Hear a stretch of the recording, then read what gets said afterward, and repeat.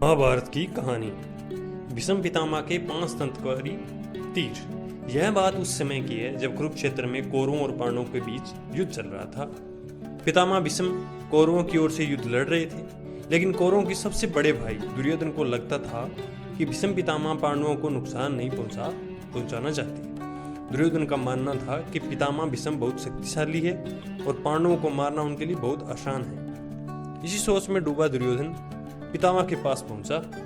दुर्योधन ने पितामह से कहा कि आप पांडवों को मारना नहीं चाहते, इसलिए आप किसी शक्तिशाली हथियार का इस्तेमाल नहीं कर रहे हैं। दुर्योधन की बात सुनकर भीष्म बोले, अगर तुम्हें ऐसा लगता है तो मैं कल ही 500 पांडवों को मार गिराऊंगा।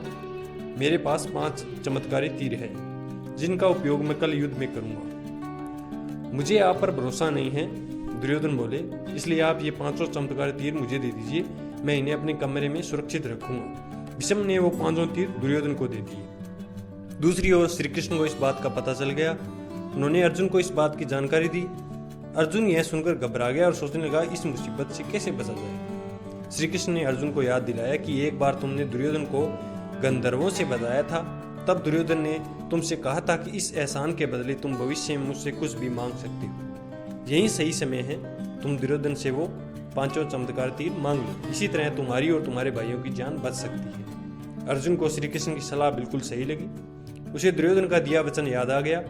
ऐसा कहा जाता है कि उस समय जब अपने दिए गए वचन जरूर निभाते थे, वचन तोड़ना नियम के खिलाफ माना जाता था। अर्जुन ने जब दुर्योधन को उसका दिया वचन याद दिलाया और 5 तीर मांगे तो दुर्योधन मना नहीं कर सका। दुर्योधन ने अपना वचन निभाया और वो तीर अर्जुन को दे दी। इस तरह श्री कृष्ण ने अपने भक्त पांडवों की रक्षा की थी।